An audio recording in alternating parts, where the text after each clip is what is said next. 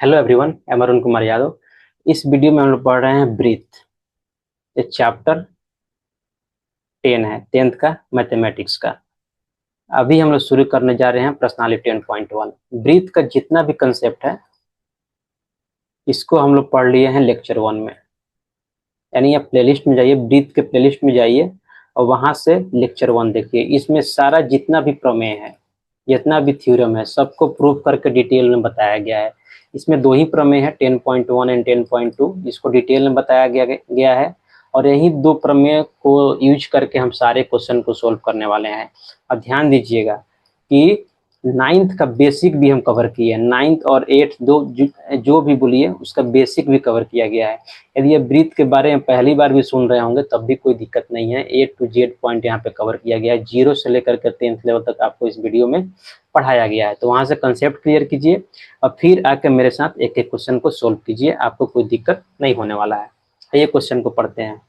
एक वृत्त की कितनी स्पर्श रेखाएं हो सकती हैं? इस चीज को हम कंसेप्ट में ही बताए हैं। एक वृत्त की अनंत स्पर्श रेखाएं हो सकती है। अनंत बोलिए या अनगिनत बोलिए, ये आपके ऊपर है। अनंत बोलिए, अनगिनत बोलिए, इंग्लिश में क्या बोलते हैं, इन्फिनिटी या इन्फिनाइट। ओके, अब देखिए कैसे। तो मान लीजिए ये एक बिंदु हो गया, कितना स्पर्श रेखा देखिए, इसे थोड़ा पतला कर देते हैं। स्पर्श रेखा एक तो ई हो सकता है, एक इस बिंदु पर स्पर्श रेखा हम खींच सकते हैं, ये भी स्पर्श रेखा हो गया। अब एक इस बिंदु पर भी स्पर्श रेखा खींच सकते हैं हम यहाँ से। अब एक इस बिंदु पर स्पर्श रेखा खींच सकते हैं, यहाँ से भी खींच सकते हैं, यहाँ से भी खींच सकते हैं। इसका मतलब कितना खींच सकते हैं हम? जितना चाहे उतना खींच सकते हैं। अनंत स्पर्श रेखाएं एक वृत्त पर क्या की जा सकती है, खींची जा सकती है। तो स्पर्श रेखा का कोई लिमिट नहीं है, क्योंकि वृत्त जो बनता है अनलिमिटेड बिंदुओं को मिलने से बनता है। परिधि जो होता है अनलिमिटेड बिंदु इस पे होता है। तो जितना बिंदु इस पे होगा उतना हम स्पर्श रेखा खींच सकते हैं। इसका मतलब कि अनगिनत स्पर्श रेखा खींच सकते हैं। क्वेश्चन नंबर 1 समाप्त होता है, यही मेरा आंसर है। क्या आंसर है? अनगिनत। अनगिनत या अनंत। क्वेश्चन नंबर 2, आइए पढ़ते हैं। रिक्त स्थानों की पूर्ति कीजिए। 2 का 1 है, किसी वृत्त की स्पर्श रेखा उसे एक बिंदुओं पर प्रतिच्छेद करती है। यदि स्पर्श रेखा है ही तो स्पर्श रेखा वृत्त कितने बिंदु प्रतिच्छेद करती है? ओनली एक बिंदु पे। दो पर करे तो क्या हो गया, तो छेदक रेखा हो गया। फिर वो छेदक रेखा हो गया, फिर वो क्या नहीं रहा, स्पर्श रेखा नहीं रहा। किसी वृत्त को दो बिंदुओं पर प्रतिच्छेद करने वाली रेखा को क्या बोलते हैं? छेदक रेखा। आ भी गया दूसरा में।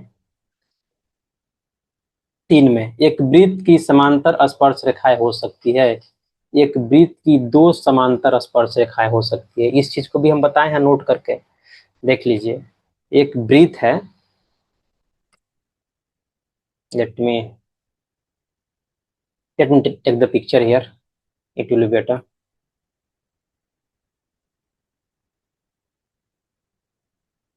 या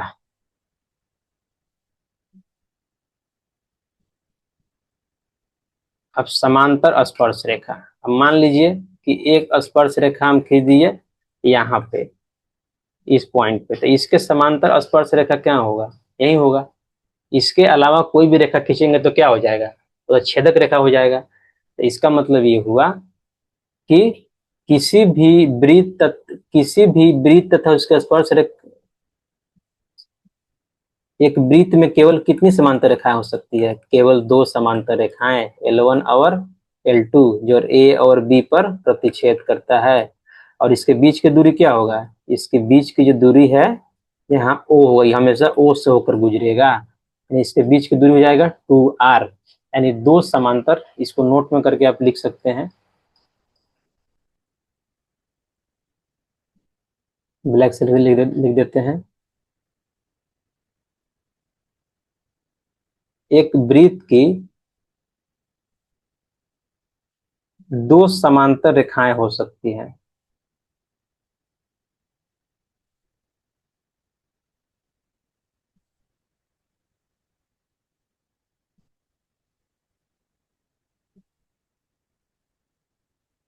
तथा इनके बीच की दूरी हो सकती है कौन लिखेगा? तथा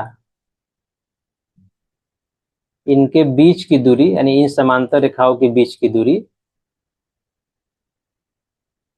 हमेशा कितना होगा? हमेशा व्यास के बराबर होगा। व्यास यानी डी यानी 2r, यानी रेडियस को दुगुना कर दीजिएगा, वहीं व्यास के बराबर होगी। तो ये भी याद रखिएगा, ये भी आपको 1 नंबर में पूछा जा सकता है कि जब दो स्पर्श रेखाएं समांतर है तो उनके बीच की दूरी क्या होगी? हमेशा 2r होगी, यानी व्यास के बराबर होगी। यही क्या हो गया? मेरा आंसर हो गया 3 का। चौथा नंबर देखिए, वृत्त तथा उसकी स्पर्श रेखा के उभयनिष्ठ बिंदु को क्या बोलते हैं? स्पर्श बिंदु बोलते हैं। ये भी हम पढ़ाए हैं कंसेप्ट में, कंसेप्ट जाके देखिएगा तो आपको क्लियर हो जाएगा। यानी इस बिंदु को, यानी ए को क्या बोलेंगे हम? ए को बोलेंगे स्पर्श बिंदु, बी को क्या बोलेंगे? स्पर्श बिंदु। तो 2 समाप्त होता है। अब नेक्स्ट में चलते हैं। क्वेश्चन नंबर 3, 5 सेंटीमीटर त्रिज्या वाले एक वृत्त के बिंदु P पर स्पर्श रेखा PQ केंद्र O से जाने वाली एक रेखा से बिंदु Q पर इस प्रकार मिलती है कि Q इक्वल टू 12। आइए पहले वृत्त ले लेते हैं।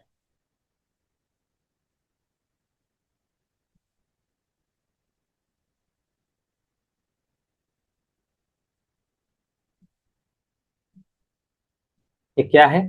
Objective question. ऑब्जेक्टिव क्वेश्चन तो इम्पोर्टेंट है टेंथ क्लास के लिए, क्योंकि 50 नंबर का तो ऑब्जेक्टिव पूछे जाते हैं। 100 ऑब्जेक्टिव पूछा, इसमें 50 बनाना होता है। क्या लिखा है? 50 सेंटीमीटर त्रिज्या, त्रिज्या कितना है इसका? आर। कितना है? 50 सेंटीमीटर। इसको आर लिख देते हैं। ओके। एक वृत्त के बिंदु P पर स्पर्श रेखा PQ, यानी एक स्पर्श रेखा है बिंदु P पे। पहले स्पर्श रेखा ड्रॉ कर लेते हैं। आइए ब्लैक ही रखते हैं।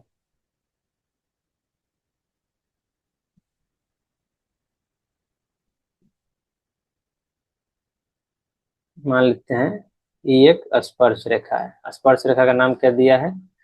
PQ। अब बिंदु P पर यानी P पर स्पर्श कर रहा है ये, यानी यहाँ मान लीजिए क्या है? P है। और इस PQ क्या है? स्पर्श रेखा का नाम PQ दिया है। केंद्र O से जाने वाली एक रेखा से बिंदु Q पर इस प्रकार मिलती है।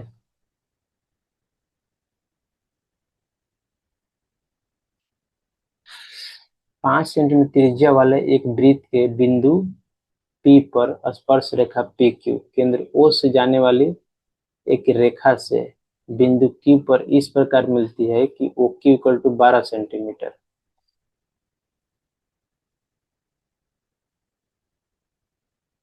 मान लेते हैं क्या है? Q है, इसको मिला देते हैं। ये Q है, ये वाला। इसको फिनिट, इसको मिला देते हैं। OQ कितना दिया हुआ है? OQ 12 सेंटीमीटर है। तो PQ की लंबाई ज्ञात करना है। और ये क्या है? ये तो रेडियस ही है, ये तो आर ही होगा। आइए देखते हैं। ये देखिए, ये क्या है? आर है। दिया हुआ कितना? 50 सेंटीमीटर। ये क्या होता है? परपेंडिकुलर होता है हमेशा। ओक्यू दिया हुआ, ओक्यू कितना दिया हुआ है? 12 सेंटीमीटर। आर मालूम है, ओक्यू मालूम है, तो पीक्यू निकल जाए क्योंकि राइट एंगल टेंगल है। आइए शुरू करते हैं। 3 हल दिया है। क्या दिया है? In triangle P Q O में क्या दिया है? O P equal to R equal to क्या? 12 सेंटीमीटर त्रिज्या है। ओ क्यू भी दिया हुआ है कितना? 12 सेंटीमीटर। सॉरी, आर कितना है? 50 सेंटीमीटर है। Are kidding, 5 centimetre. वही तो मैं सोचू 50 कैसे हो गया भाई, ये तो हो ही नहीं सकता।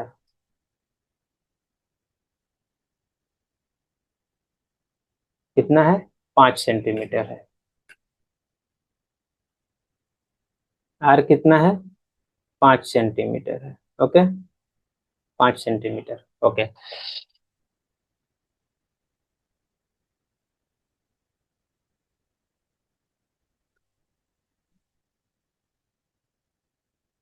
आर जो है 5 सेंटीमीटर है, ओ क्यू है 12 सेंटीमीटर है। तो क्या निकालना है, पी क्यू निकालना है। तो लिख देंगे अब पाइथागोरस प्रमेय से, पाइथागोरस प्रमेय से क्या लिख सकते हैं, क्योंकि जो ओ पी जो क्यू है क्या है, राइट एंगल ट्रेंगल है। तो क्या लिख देंगे पाइथागोरस प्रमेय से, ओ क्यू स्क्वायर यानी कर्ण का स्क्वायर ई वाला बाकी दो भुजाओं का स्क्वायर, यानी ओ पी स्क्वायर ई वाला प्लस पी क्यू स्क्वायर, यही होता है पाइथागोरस प्रमेय। आइए ओ क्यू की जगह पे ओ क्यू रख दीजिए। ओ क्यू कितना दिया हुआ है, 12 सेंटीमीटर, यानी 12 का स्क्वायर। ओपी ओपी कितना दिया हुआ है, 5, नहीं आर है ये, 5 का स्क्वायर प्लस पी क्यू, यही तो निकालना है। तो ये हो जाएगा 144। 12 का स्क्वायर कितना होता है, 144। 5 का स्क्वायर होता है 25, पी क्यू स्क्वायर। अब 144 इधर प्लस है, 25 इधर आके माइनस हो जाएगा, ये हो जाएगा पी क्यू स्क्वायर। अब इन भाई साहब को थोड़ा सा क्या कर देते हैं, क्रॉप कर देते हैं।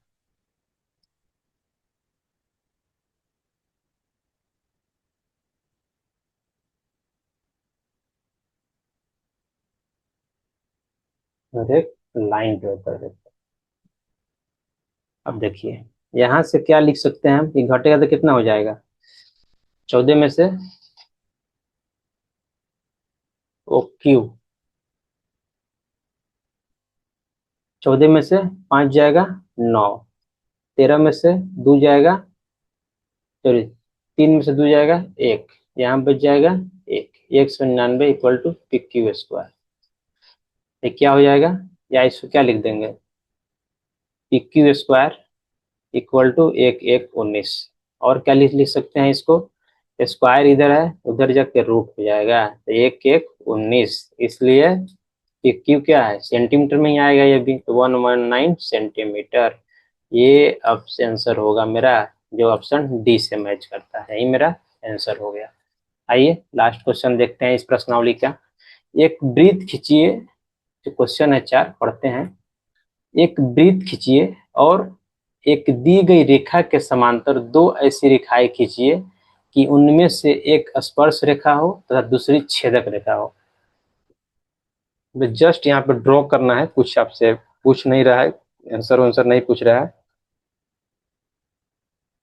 तो जस्ट क्या है ड्रॉ करने के लिए कि आपको समझ में आए कि नहीं कि छेदक रेखा क्या है और स्पर्श रेखा क्या है। बस इसी को हल करने के लिए, इसी को टेस्ट करने के लिए आपसे क्वेश्चन पूछता है। देखिए क्या पूछ रहा है, एक वृत्त खींचिए, वृत्त खींच दिया, एक दी गई रेखा के समांतर दो ऐसी रेखा खींचिए कि इनमें उनमें से एक स्पर्श रेखा हो तथा दूसरी छेदक रेखा हो। मान लेते हैं एक रेखा दी हुई है, ठीक है, इसके समांतर एक स्पर्श रेखा खींच दी है। समांतर तो दिख नहीं रहा है भाई मुझे, या समांतर एक स्पर्श रेखा खींच दी है, ठीक है। अब क्या बोल रहा है कि दो रेखाओं में से उनमें से एक स्पर्श रेखा हो तथा दूसरी छेदक रेखा हो। तो एक छेदक रेखा हो तो कोई भी खींच दीजिए, तो हो ही सकता है, कोई बड़ा बात थोड़ी है। एक क्या हो गया,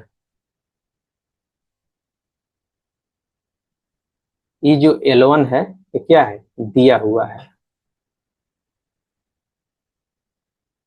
इसके समानांतर हम कौन सा रेखा खींचे, एक स्पर्श रेखा खींचे। रेखा का नाम क्या है, स्पर्श रेखा का, इसका नाम PQ है। और एक CD है, CD क्या है, छेदक रेखा है। यही हो गया स्पर्श रेखा, ये हो गया छेदक रेखा। और यहाँ पे क्या होगा, तीनों अपने आप में पैरेलल होगा, L1 parallel PQ parallel CD। तो यही ड्रॉ करना था, यही हम ड्रॉ कर दिए, देखते हैं और क्वेश्चन है कि नहीं। तो और क्वेश्चन नहीं है, इसी के साथ क्या होता है, इसी के साथ प्रश्नावली 10.1 समाप्त होता है।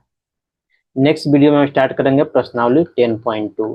और 10.2 स्टार्ट करने से पहले हम बता दें कि जितना भी ब्रीथ का कंसेप्ट है, जितना भी कंसेप्ट है, यदि डायरेक्ट आप इस वीडियो को देख रहे हैं तो पहले जाकर ब्रीथ का सारा कंप्लीट लेक्चर कंप्लीट कर लीजिए। सारा कंप्लीट लेक्चर कहाँ मिलेगा आपको? ब्रीथ का लेक्चर 1 में मिलेगा। ब्रीथ के प्लेलिस्ट में जाइए और वहां से पहले लेक्चर 1 को कंप्लीट कीजिए। यहाँ में यदि ब्रीथ कोई नहीं भी नाम भी नहीं सुना होगा तो उसको भी समझ में आएगा।